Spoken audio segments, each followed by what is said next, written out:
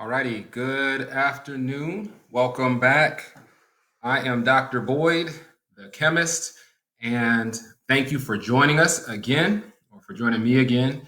And I'm doing live stream science videos targeted at kindergarten through fifth grade and like roughly ages 5 through 11, maybe 12 years old. And I'm doing it every day at 2 p.m. Eastern Time. You can find me on Instagram at sciencemadesimple_LLC. And beginning Monday, I'll be running the Facebook Live videos also through a Facebook page called Science Made Simple _LLC. All right. So I'm going to allow a few people to sign on, a couple minutes, but I did just want to get you started.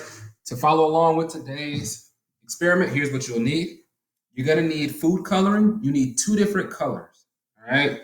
You're also going to need 2 shot glasses. That'll work best. You don't have to use shot glasses, but they'll work the easiest. You may also use glasses or cups that have really strong exteriors on them, right? But the mouth of the containers need to be the same size. I'll be using shot glasses, and you'll see why. You'll need hot water. You'll also need cold water. And then you'll need note cards or something like a note card, as long as it is thin and easy to slide in between 2 glasses. And I'll explain that in just a moment. Today, we're talking about diffusion. It's the second part of our 2-part discussion on diffusion. All right. So I hope everyone can see this. Again, you'll need 2 different colors of food coloring. You need 2 shot glasses. You'll need hot water. You'll need cold water, and you'll need 2 note cards or cardstock. All right. So we'll get started in about a minute and a half. I'm going to go get some hot water. All right.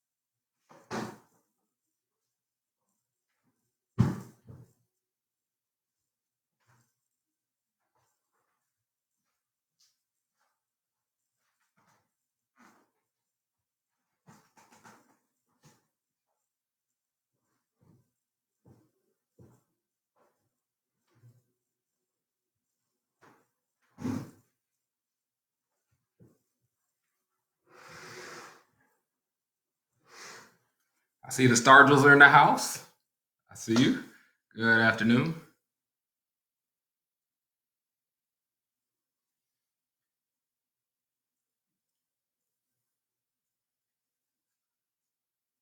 All righty.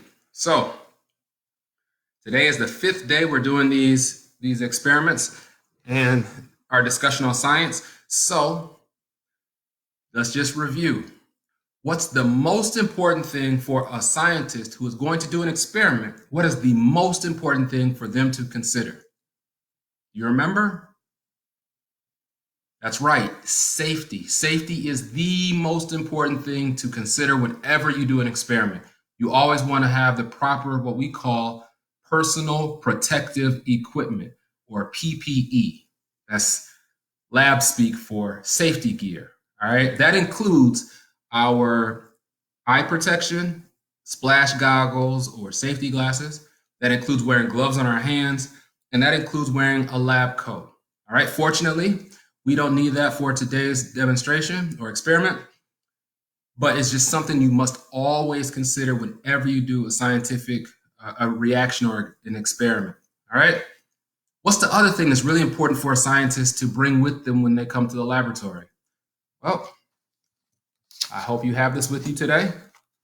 Your notebook. You need your notebook. Why?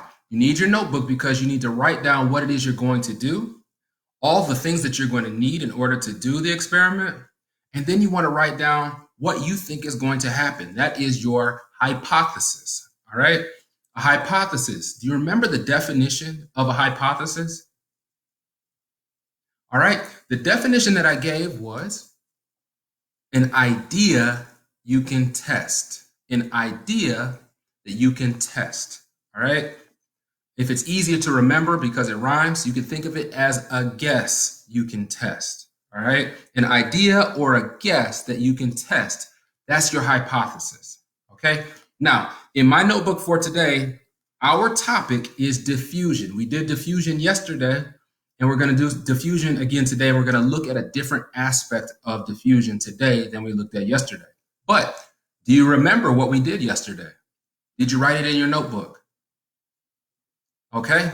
Yesterday, we asked the question, would water-based food coloring spread out faster in hot water or in cold water? That was the question we asked yesterday.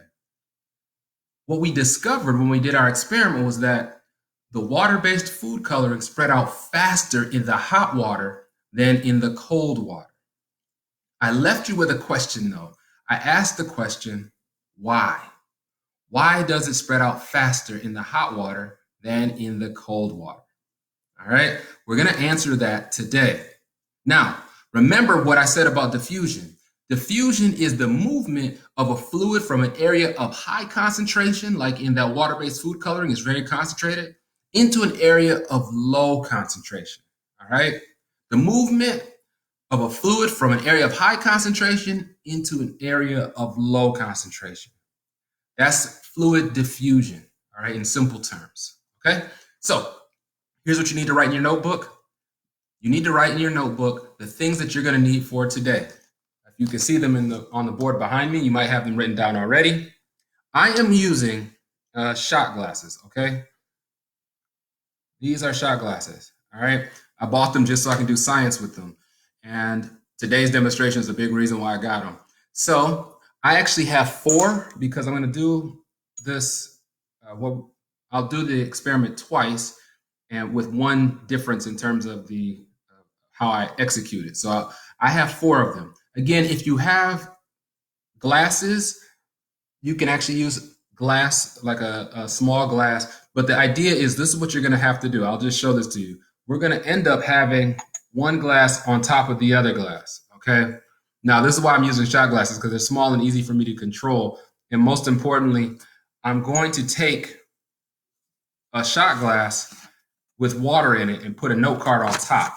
When I put the note card on top, I'll have to flip it upside down, line them up, and then I'm going to slide the note card out, all right, so that the fluid in the top shot glass comes in contact with the fluid in the bottom shot glass. This is tricky. If you are following along today, you may not get it the first time, okay? It is tricky. It takes some practice, all right? I'll show you a way to maybe make it work easier, especially if you do have shot glasses. I also want to let you know, you probably want to make sure your computer is up on top of something that'll catch fluid in case you're doing this too close to your computer. You don't want to get your computer wet. I also have some paper towel laid down here on the table in front of me underneath these just to catch some fluid. I've done this 4 times today. I've been successful, I think 2 out of 4 times, all right? When I do this by myself, I was on a live stream earlier today. When I do this by myself, I get it right every time. I get on live stream and I mess up. So if I make a mistake, I will let you know. You can go to my YouTube channel, go to YouTube, search for Dr. Boyd, the Chemist, all right? And I should come up, my YouTube channel should come up, and then search for diffusion. And one of the diffusion discussions, this is one of them. It's there, and I executed just fine on that video, all right? Just in case I make a mistake today. I'm gonna try to get this right live. Now, I can't see or hear you all, but if I get this right without messing up, if you could just give me a round of applause. Okay, so I'm gonna show you one way, if you have a shot glass, how to get the water to stay in the shot glass long enough for you to flip it upside down and place it on top of the other shot glass, all right? And then we'll talk some science. One way to do that, let me pour some water into the shot glass. All right, so I've got, this is my cold water. And you want to fill it all the way to the top, all the way till it's like brimming to to the top, and I'll see if I can get this to work. What you do is you just press it straight down. You get like a vacuum effect, and then you can tip it upside down. Okay? Did you see that? Folks on Instagram, you see that? Now, if you leave it upside down for too long, often what happens is that the note card gets a little flimsy, and then all the water will come rushing out, and then you got a mess everywhere. Okay, so this is also why I'm using shot glasses as opposed to a larger glass. If you have a larger glass, you need to get a note card or a piece of cardstock that is big enough to cover the entire mouth of that glass. All right, and those can sometimes be hard to come by. So again, if you can't do this along with me today, you may want to try later on, but that's what we're shooting for here. Okay, now, what is the question we're trying to answer for today? What is the question? I mentioned that I'll be doing this twice, and there's going to be one difference. The first time I do this, I am going to put hot water into one shot glass. I'm going to dye that hot water yellow. Okay? My hot water will be dyed yellow. Now, when I do it, the first time the hot water will be on the bottom, and I'm going to dye my cold water blue, and I'm going to have that one be on top. The question is, when I put the hot water on the bottom and I put the cold water on the top, will the two colors mix? Now, yellow mixed with blue should make green. The question is, will I see green if hot water is on the bottom and cold water is on the top? The second time I do this, I'm going to do the opposite. I'm going to put cold water on the bottom, hot water on the top. And again, we know when yellow and blue water get together, they make green. So when the cold water is on the bottom, will we see a green color when I put the hot water on top? That is the question. What is your hypothesis? Do you think, here are some example hypotheses you could come up with. Yes, the water will turn green when the hot water is on the bottom and the cold water is on top. No, the water will not turn green when the hot water is on the bottom and the cold water is on top. Or another hypothesis. When the hot water is on the bottom or when the cold water is on the bottom, we will see green. Or when the hot water is on the bottom or the cold water is on the bottom, we won't see green. It doesn't matter which hot water or cold water, it doesn't matter which one's on the bottom. Those are just some example hypotheses you can have for this particular experiment we're going to do. What is your hypothesis? What do you think? Does it matter if the hot water is on the bottom or if the cold water is on the bottom? Does it matter? All right. Make sure to take a moment. Write down your hypothesis in the notebook. Okay. And I'm going to dye this water and I'm going to give this a try. We're doing this live. Again, if it doesn't work out, you can check it out on my YouTube channel. Search for Dr. Boyd the Chemist and look for Diffusion. And I actually execute it well in that video. All right. So here we go. And if I get it to work, either way, we'll have a further discussion on diffusion and we'll go from there. So this is cold water. I'm going to dye my cold water blue. You all can see that there. All right. Make sure my folks on Instagram can see. All righty.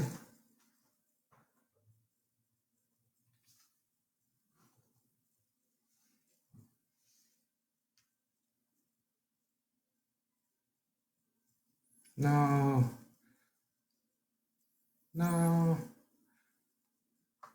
Okay, I need more blue, obviously.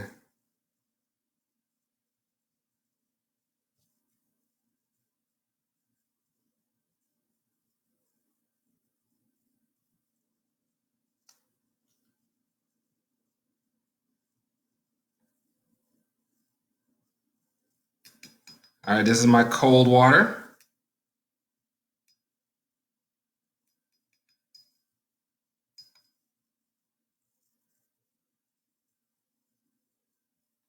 I did boil my hot water, so it's pretty hot, and I don't want to get burned. I'm going to use a little funnel here.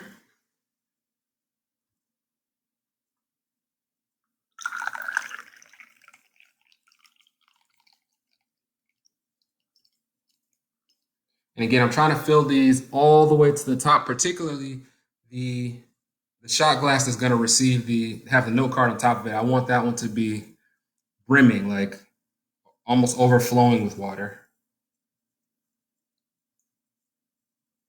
All right. So my hot water is yellow. I should point out, I haven't labeled these. I'm telling you what it is, but it's a good idea to label hot yellow or write it in your notebook. Yellow is hot. Blue is cold. That way you know what color was being represented during your experiment. You don't forget it, okay? Again, you always want to write down what you're doing while you're doing your experiments. All right. So this is my hot water here.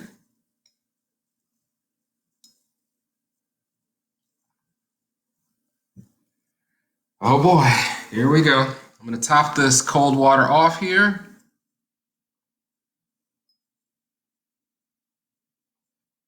Okay. And again, I have paper towel down because I know that this can get messy. Moment of truth. Are you all with me? Are you cheering me on?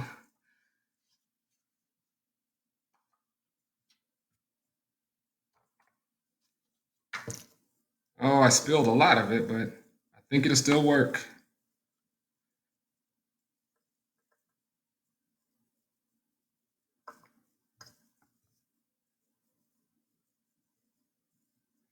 All right. Hope you can see that. See that?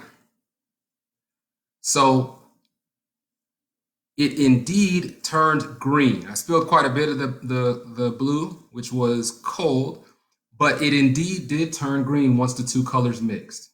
Okay? I'll call that semi-successful. I spilled more than I wanted to. All right. So I'm going to have to clean up a little bit here, but I'm going to try the opposite. Next time I'm going to have the blue cold water on the bottom and the hot yellow water on top. What do you think? Will it end up being green like it was this time? What's your hypothesis? If you didn't write it down before, make sure to write it down now. I'm going to clean up, give me just a minute or two, and then I'll try it again. If you're following along at home, I hope you didn't make a mess like I did. This is tricky, though. This is really tricky. So let's give it a shot. I'm going to try to move this out of the way without spilling it and try to keep it for later on for comparison purposes if it looks different. All right.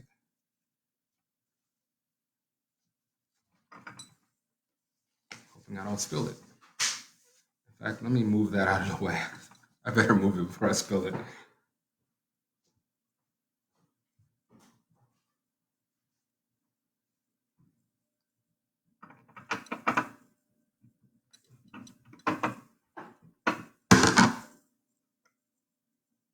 There we go.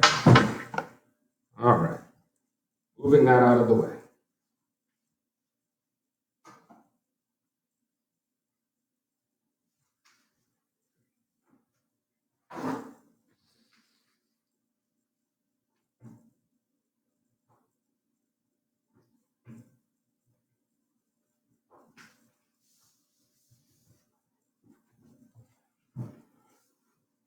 Okay, so I'm going to lay some more paper towel down, and we're going to try this one more time. This should be fun. We had a semi-successful run the first time through. Oof, sorry. All right, another shot glass. And again, my hot water, I'm going to have that be yellow, and my cold water, I'm going to have that be blue. All right, so cold water, this time will be on the bottom.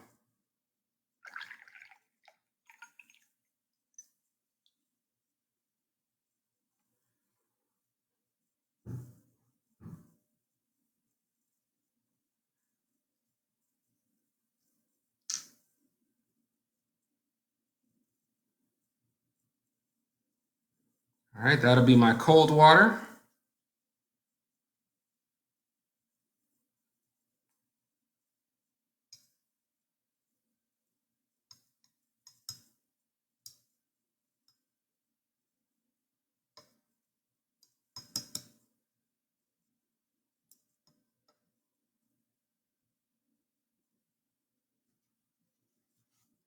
All right.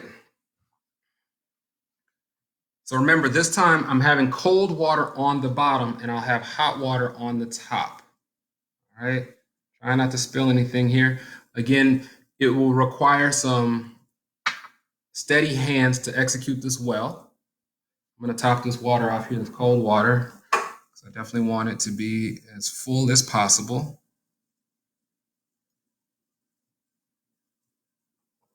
All right.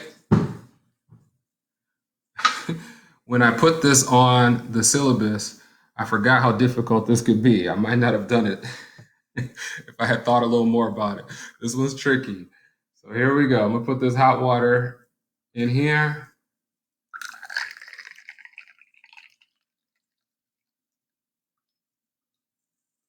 Okay.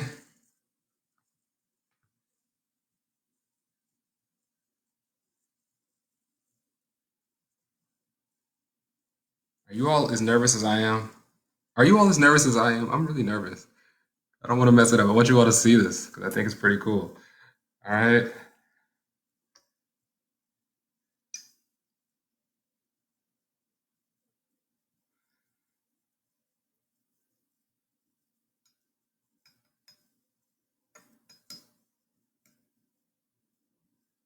Okay. Top that off a little bit too. I want to make sure that we can get a good seal with the note card.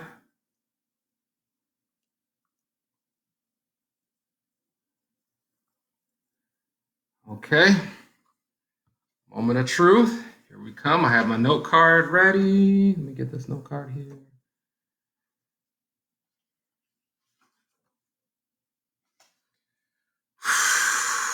Here we go.